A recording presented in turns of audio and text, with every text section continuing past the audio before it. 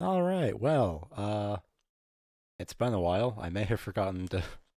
I've been tired. Okay, that's my excuse. I'm here solo today because Snail has been busy with life and stuff and things and is generally burnt out. Which I feel that I haven't uploaded this as soon as I wanted. The race was 2 weeks ago, and I am only right now getting around to this. If I can click on my calendar, that would be great. I can't. Okay, cool. I've gone through a PC rebuild. I've gone through a Windows update, as in from 10 to 11. It is an operating system, I guess. I don't know. It's going to be really weird talking to myself. I don't have my headphones on. I can hear myself talk more than I usually can. Uh, but we're going to get around to this anyway. I'm not really going to. I'm going to do my best not to edit this. So, uh, I'm just going to jump through this basically as much as possible. So, in terms of this weekend, or race weekend, it was Jeddah for the first time. It was really weird seeing Jeddah in a shorter layout, and B, with like three more chicanes added than usual.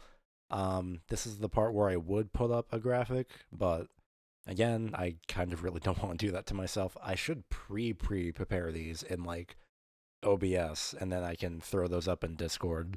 No, I could throw them up in OBS. I don't have to edit them. That's what I'm trying to think. Say, fuck, it's midnight here. I've gone through like 6 to 7 hours of rebuilding my PC.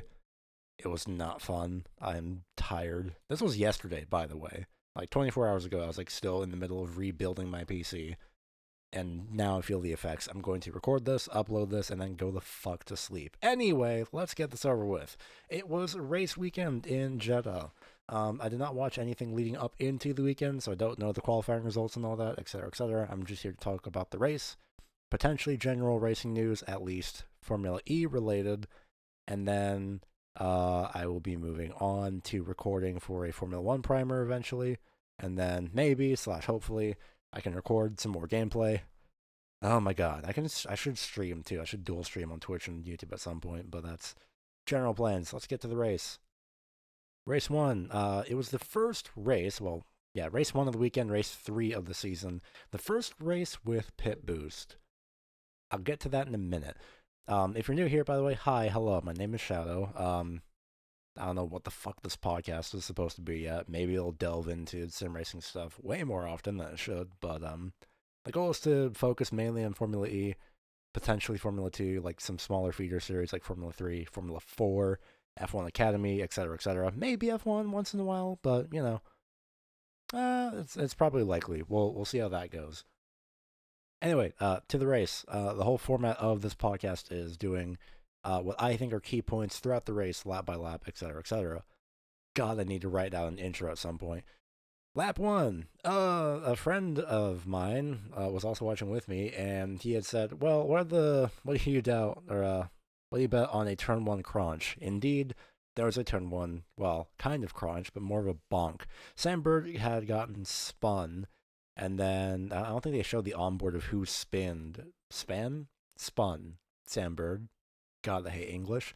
And then Nico Mueller went up on two wheels. I believe it was Nico Mueller in the Andretti. I know it was an Andretti car that went up on two wheels. No, it wasn't Dennis. I believe he actually finished.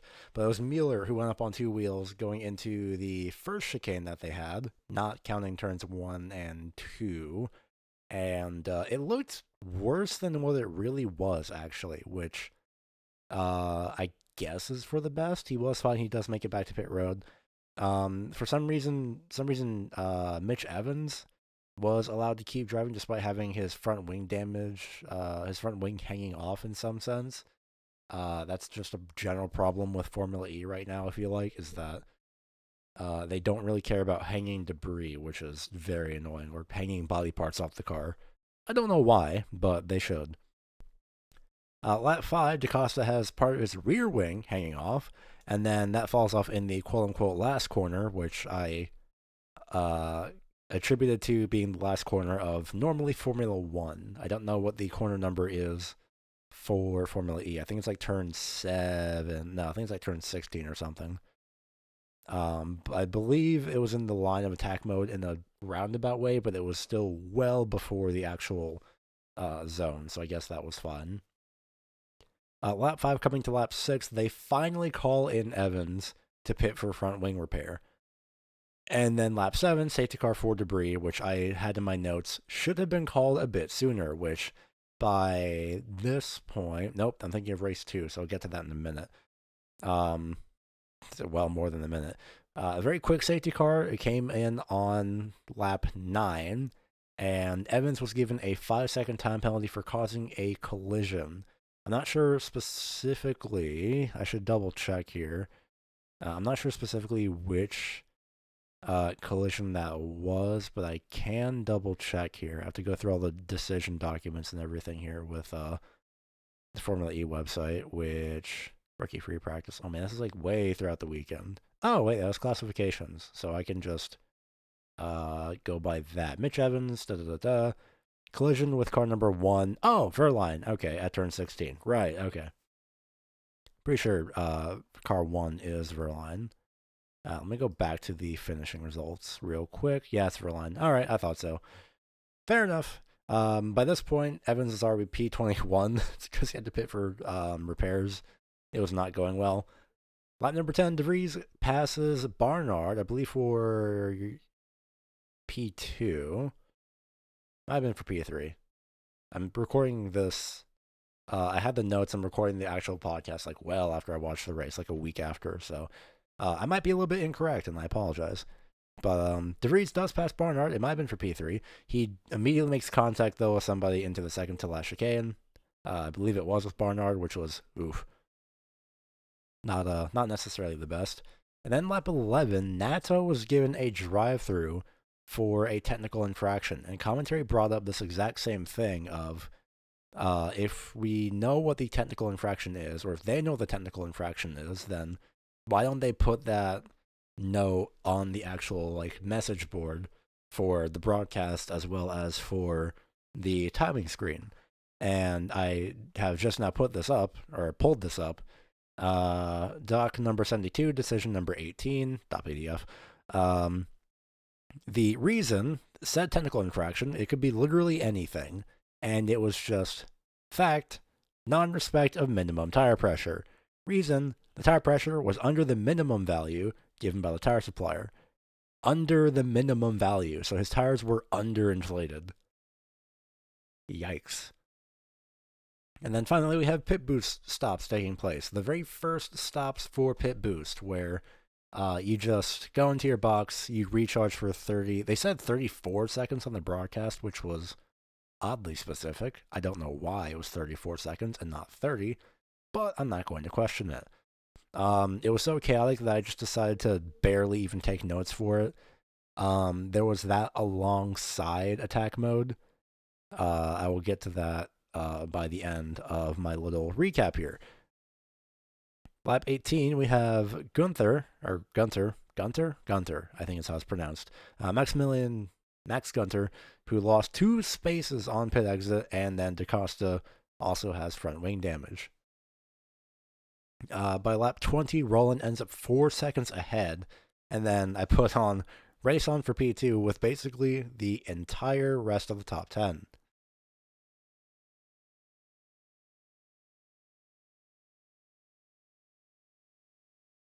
Sorry, I had to cough real quick. I should have just paused recording. I forgot I can do that.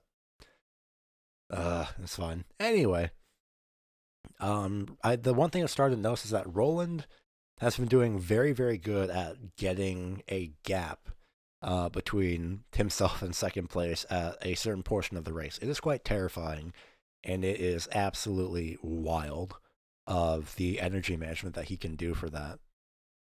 Definitely way better than last season, where I think it was last season where well, to be fair, it's a technical issue, I believe, where they were shown the 1 lap target was way too short, or they were short 1 lap on their target, and the dash was showing the wrong count.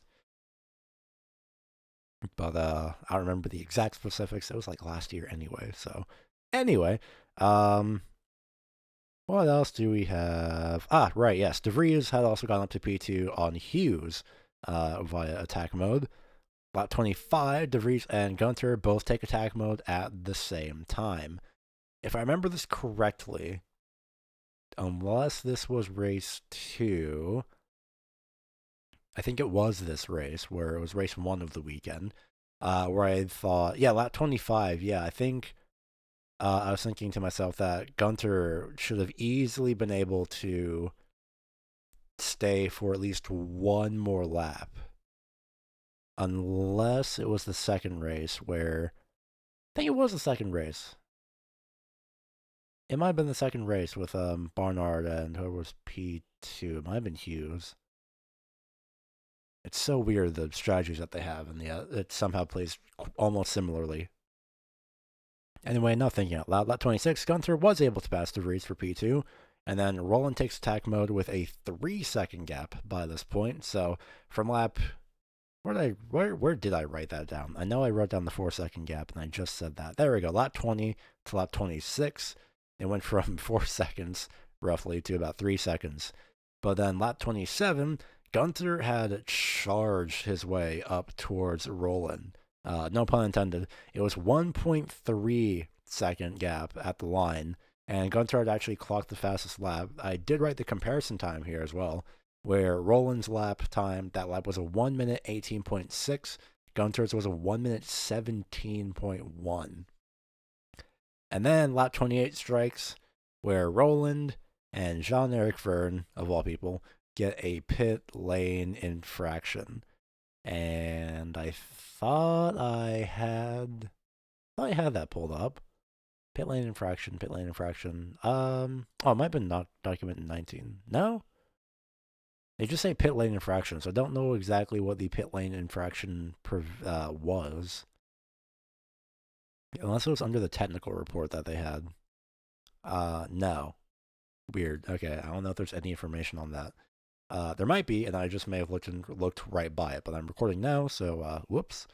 Actually, you know what? Let me pause the recording and then I'll look here for a moment.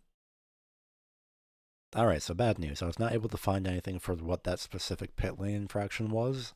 I know I'm in the right section because it's round 3 or race 3 or whatever of Jeddah. So I don't know what that could have been. It could have been a speeding penalty. It could have been maybe something with pit boost. I really have no idea. But that was lap 28. Lap 29, Gunther drifted out of the corner while he was chasing Roland. Oh, wait, no, they're noted for pit lane infraction, I think is what that was. Did I not put... I put noted in my thing. I think that's what it was, is that they were noted for a possible pit lane infraction. That makes way more sense. Whoops! It's fine. But yeah, Gunther was pushing the car insanely hard. It was actually wild. Dude was drifting some corners. I don't know if it's DRS. It's wrong series. I don't know if his attack mode had ran out or not. But there was that. So dude was driving the tires off that thing. Barnard did pass De Vries on for P3 as well on the same lap 29. And then by lap 30, with 2 laps to go, Roland had basically lost a second, where Gunther had pretty much caught up at this point. He did try to pass add a few points, but not able to. And then we go to lap 31, where Barnard was able to catch both of them. I was thinking at this point, could we have a Barnard win? Sadly, no. But Gunther did have a last chicane pass on Roland. So it was Gunther, Roland, and Barnard, your top 3 at the line, for a 31-lap race as scheduled with some pit boost. So the finishing result at the line, well, the finishing result, final classification, more specifically, was Max Gunther, Oliver Roland, Taylor Barnard, Nick De Vries 4th, 5th, Jake Hughes, 6th was Jean-Eric Verne, 7th, Ado Mortara, 8th, Sam Bird, 9th, Antonio Felix da Costa, and 10th was Stoffel Van Dorn. And then we have Cassidy, 11th, 12th was Buemi, 13th was Frines, 14th was Beckman, 15th was Verline, 16th Maloney, 17th Nato, 18th Tictum, 19th Evans, and then 2 drivers not classified, which were Dennis and Mueller, who were involved in those incidents. Actually, this. Hold on a minute. Where's Dennis? Oh, track limits. He's a lap down anyway. Never mind. And then Nico Mueller also had, well, crashed out. But the very interesting thing here is that Lucas deGrassi, I forget where he finished originally, but he was actually disqualified. And the reason was, quote, the total energy used was over the maximum of 42.35 kilowatt hours, which is energy use over the regulatory limit, breach of Article 7.5 of the 2024-25 FIA Formula E World Championship Technical Regulations. Really? Gosh, that's a title. So, the thing I was, excuse me, going to get to, and that is my reaction to the pit boost. I, quite frankly, did not like it. I don't see the entire point of pit boost. Didn't really add anything. I feel like it just added more chaos and more information overload, at least for me. Because if you have pit boost, you had pit boost at the exact same time. You had the pit boost like little lightning symbol on the timing tower on the left-hand side. And then it's like it would turn. It wasn't really the most clear. It was like the typical like blue background, a little blue square, and a white lightning symbol. That's with people not yet taking pit boost. And when they do take pit boost, it's a green. Not the best colors to use, in my opinion, in terms of that. But you had that at the exact same time as the attack mode graphics on the timing tower, as well as drivers literally using attack mode at the exact same time. So it was a lot of chaos, a lot of information overload. So I feel like it should be either one or the other, or just, well, actually, it's not even or just. It is just one or the other. It's either pit boost and no attack mode, or attack mode and no pit boost.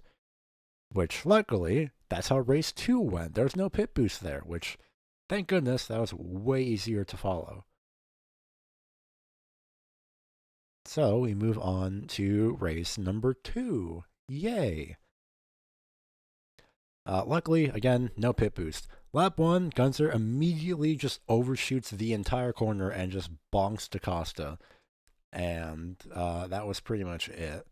I think for DaCosta, for at least this race, he doesn't DNF, I don't believe. Final classification, let me double check. For DaCosta, he does end up not finishing actually after that, so whoops. Man, I'm all sorts. I should really start recording these directly after the race again. That's my bad. I don't know who said it on commentary as well, but lap 2 comes around. This is the one thing that I noted. Quote, DaCosta was Porsche's best bet at scoring points. Did you guys, who won the Drivers' Championship last season? It definitely wasn't DaCosta. It was Verline.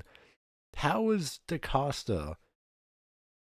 Where did Verline finish in this race? He finished 8th. Spoilers, quote unquote. Like, yeah, Verline hasn't had the best start to this season. I entirely understand that, but we're in race 4 by this point. I don't know if it's the best idea to throw around lines like that, but that's just me.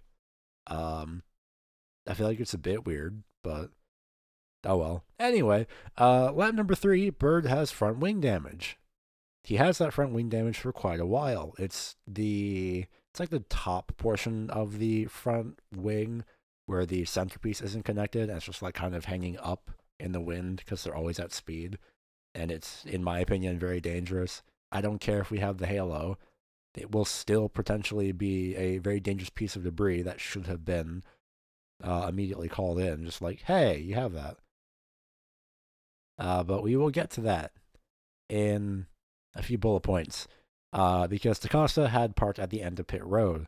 And then DeGrassi had a very early attack mode on lap 3. Usually no attack mode stuff, but I feel like it's par for the course by this point because it's the standard of every single race. But throughout the first race of the season, first race of the weekend in Jeddah, race number 3, everyone was very slow to get attack mode. But for this one, with race 2 of the weekend, a lot more drivers were willing to use attack mode a little bit earlier on, at least their first deployment. Speaking of attack mode, this is the part where I had put in lap 6 all caps Degrassi podium question mark, because Degrassi had attack mode active. Like I said, he moved his way from about, I think, like 15th when he activated it, all the way up to the podium spots. I think up to second at one point. And that's just as it ran out, which is absolutely wild. Shockingly, it was actually quite calm for the next like 6 laps. The usual standard like swapping positions and attack modes and all that. Frines had made his way to the lead somehow. And this is the part where I put in race is generally a lot calmer than the first one. And then immediately after that, Bird gets a 5-second time penalty for, quote, not following race director instructions. Now, what were those instructions? I don't know. They don't say on the broadcast. That's the annoying part. And so I have to go into here and figure this out. I found it. That was all. It wasn't even for the debris. Wow. It was, wow. Reason, the driver of car 8 did not stop before rejoining the track in turn 10. So I guess that's a chicane thing. A 5-second time penalty for that, but not for the debris? Really? Not for the hanging front wing? I mean, it's not the front wing. It's a piece of the front wing, but still. I feel like I'll get to this at the end of my recap. But anyway, lap 16, we have what I put as a smattering of attack mode deployments. Yeah, that sounds about right. Lap 17, by this point, there was a huge piece of debris on the right-hand side of the main straightaway. Driver's right-hand side. Technically, the racing line for Formula 1, it's like up against the wall, but still the main racing line. Everybody had like adapted to flow around that, and everyone's lucky it just happened to work for Formula E. But it's a point I'll get to in a bit with Formula E and debris. But even Karun Chandog had mentioned that the debris on that front stretch had not been cleaned up yet. And he was very audibly saying, just like, well, I wonder why we hadn't had a virtual safety car or something, or haven't had someone go and pick up that piece of debris yet. I think they even mentioned like the gap between the last place car and the first place car was more than sizable enough to accommodate for that. It's like 40 something seconds. It was very weird. But at lap 22, this is where I put here, go, Roland might have dash issues again, question mark. Wouldn't be the first time, referencing, I forget where the race happened. It might have been Shanghai, actually, where he was leading, and then he was 1 lap short on energy because his dash was showing the wrong count. Lap 24, Dennis charging through, parentheses, ha. Oh, I shouldn't be reading that. Dennis was charging through with attack mode into the lead, plus 18 spots in total. Lap 25, Evans was out and into the garage. This one I do not know why. Oh, that's why. That's interesting. Okay. I'll have to come back to that document a little bit later. I say a little bit later. I'm kind of flying through this right now. Evans is out in the garage. I'm not sure as to why. I think it was damaged, but again, I'm a week removed, and I am tired. Lap 27, Jean-Eric Verne, who was P3, was not trying to pass Dennis, who was minus 2%, and then minus 2% energy versus Roland, minus 1% versus Dennis. So he was just trying to, at this point, save energy. Lap 29, Barnard had yeet himself over a curb into the second to last chicane, and he nearly wrecked himself when he was trying to defend from Jake Hughes, which was absolutely insane for Barnard, in my opinion. Not in a bad way. It's just like, man, that dude can drive a Formula E car. Put him and Gunther on the same team. I would love to see what happens. Lap 30, Hughes couldn't get the pass done on the outside of turn 1. I believe this is to Dennis. And then he goes off track in turn 1, and he's effectively forced to give that spot back. Lap 31, P2 to P6 had basically converged, where it was Barnard, Hughes, Dennis, and Cassidy, which means the race winner of race number 1 was Oliver Rowland. How did I not write any of that throughout the entire... Oh, I did. I just said minus 2% versus Rowland, parentheses P1. Whoops. But the finishing order for race number 2 was Roland in first, Barnard second, Hughes third. Fourth was Dennis. Fifth was Cassidy. Sixth was Stoffel Van Dorn. Seventh was Jean-Eric Verne. Eighth was Pascal Verline. Ninth, Dan Ticktum. And 10th, Edo Mortara. And then we have Mueller, 11th, 12th, Sandberg. 13th, De Vries. 14th, Fryens. 15th, Nato. 16th, Degrassi. He wasn't disqualified that time. 17th, Beckman. 18th, Maloney. And 19th is Buemi. Not classified were Evans and DaCosta, and then Gunter. I think Gunter even started unless he was just out all of a sudden. I think he was missing. Unless I'm blatantly missing something. Hang on. Last time deleted. He wasn't even classified for a lap. Oh, right. Damage.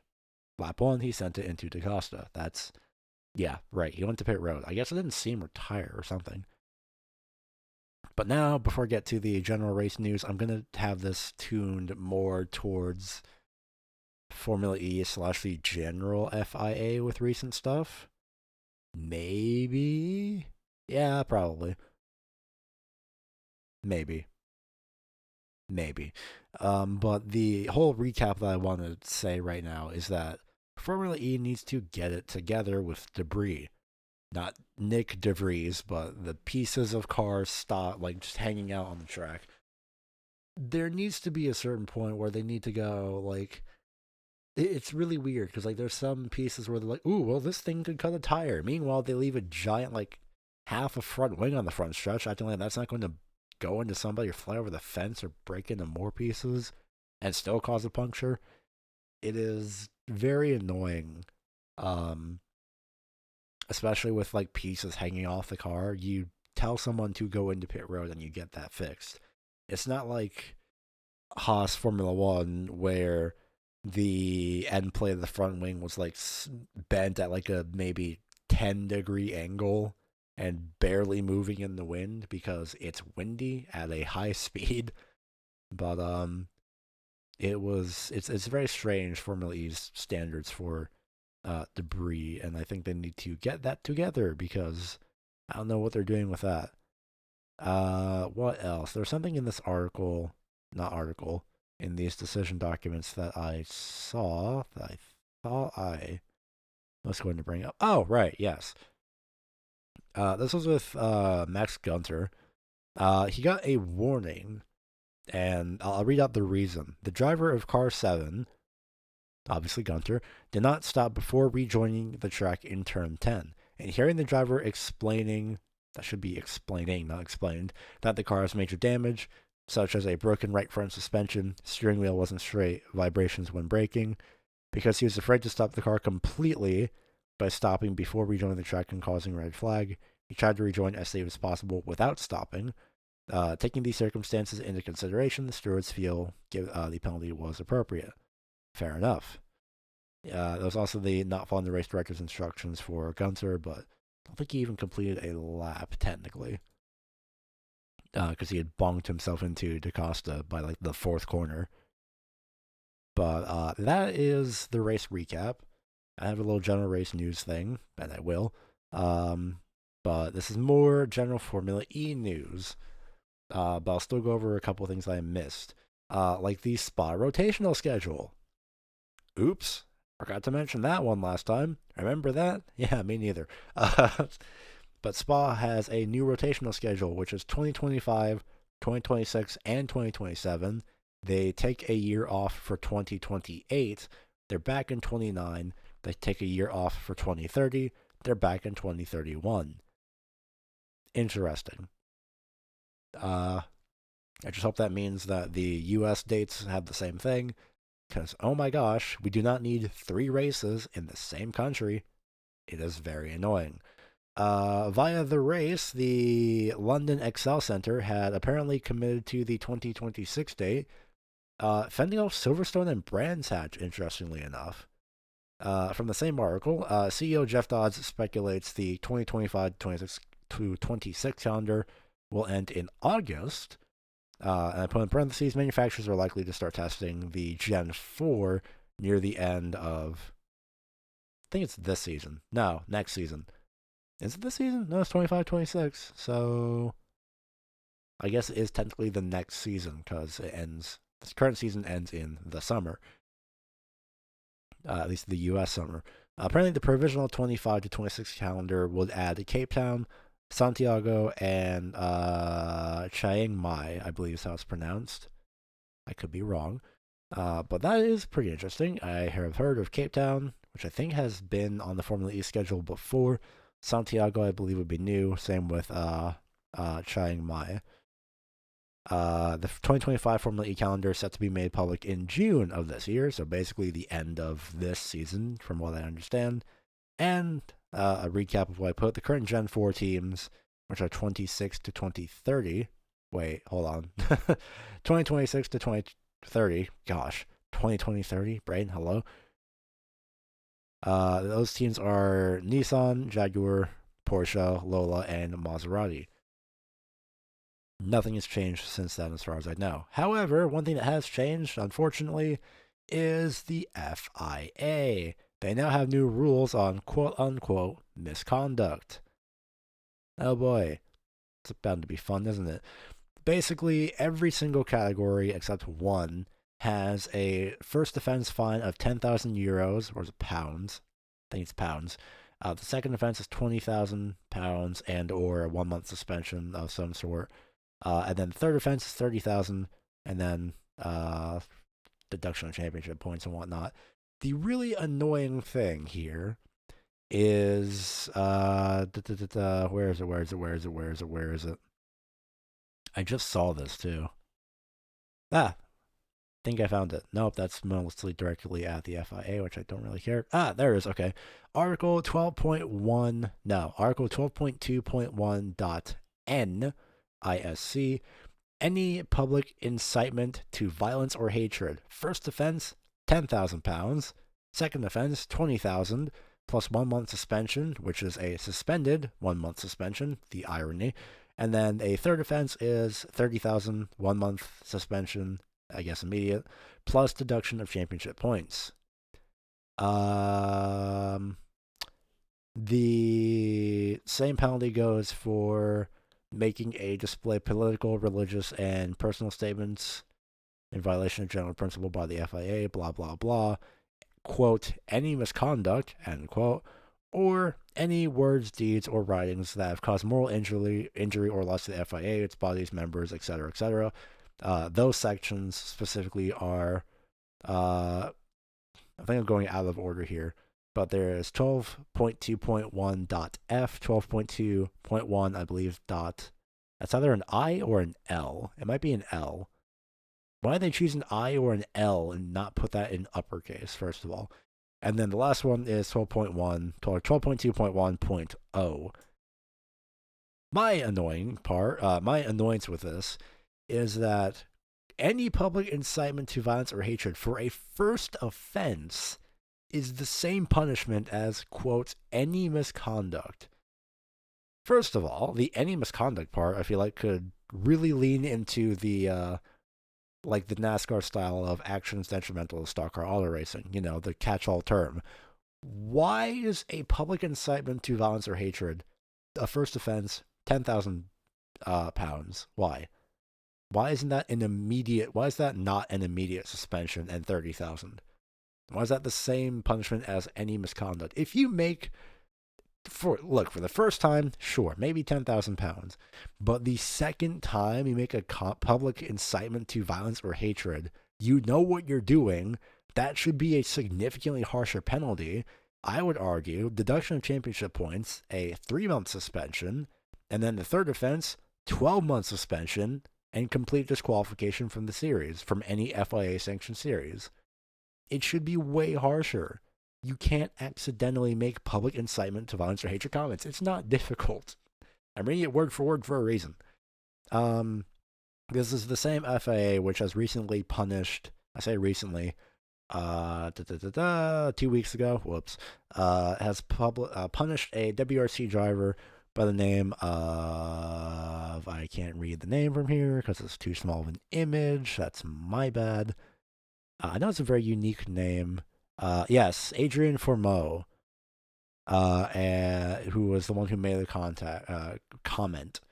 The decision, obviously, violation of 12.2.1 point, I think I or L. I guess it's L. I don't see the dot. The 2025 FIA International Sporting Code decision, a fine of £10,000 is imposed. An additional fine of $20,000 is imposed on the driver Adrian Formeau, which is applied with suspension of sentence for 12 months, expiring next year, basically, February 16, 2026, on condition that the driver commits no further breach of that specific article of swearing. Reason: the stewards reviewed TV footage from Rally TV and heard from the driver Adrian Formeau and the competitor's representative Pablo Marcos. Following the completion of the Power Stage of Rally Sweden 2025, the driver conducted a post-stage interview and concluded the interview with the words, quote, "We fucked up yesterday," end quote. The Rally TV commentator then proceeded to respond to the driver's comment with, quote, "Apologies for the language there," end quote. Why? Why is it that big of a deal? For context, when I'm recording this, we literally just had, the exact same day, the WWE, the main, like, normally PG question mark, like, aimed audience thing ever, they had an uncensored word. Guess what that word was? It was fuck. I forgot what the context was, but it was, this might be spoiler territory, so I'm not going to go into it. If there's any 5 of you who happen to watch pro wrestling, I'm not saying a word. You might not know. I'm not saying anything.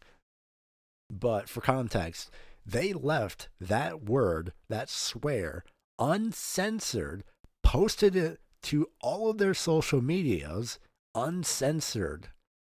They didn't censor it on the main broadcast either. So, what is the FIA doing here? Why does a word matter so much? Here's the thing. It should go like the iRacing rule. If you're not saying it to somebody, if you're using it as an exclamation or a way to explain something, like we screwed up yesterday, we fucked up yesterday, we messed up yesterday, something like that, that should be fine. If you use that word to target somebody specifically, like, hey, fuck you, not you obviously, but if like a driver were to do that, yes, that should be a fine, because that's targeted directly at somebody. But it shouldn't be a huge crackdown of no swearing whatsoever.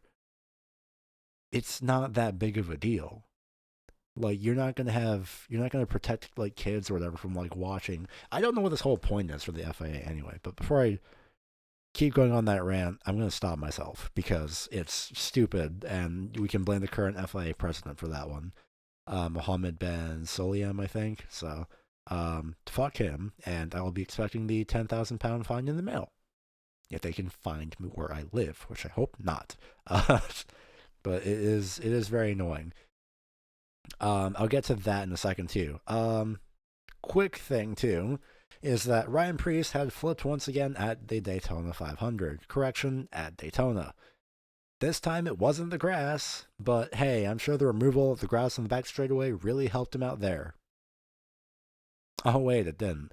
It's the underside of the car. That thing, the underside of the next gen NASCAR Cup car is smooth as fuck. That will catch air. That's another £10,000 fine. In the meantime, Max Verstappen via Autosport is apparently creating a GT3 team. Cool. That's gonna be fun. That's just more of his inevitable endurance thing.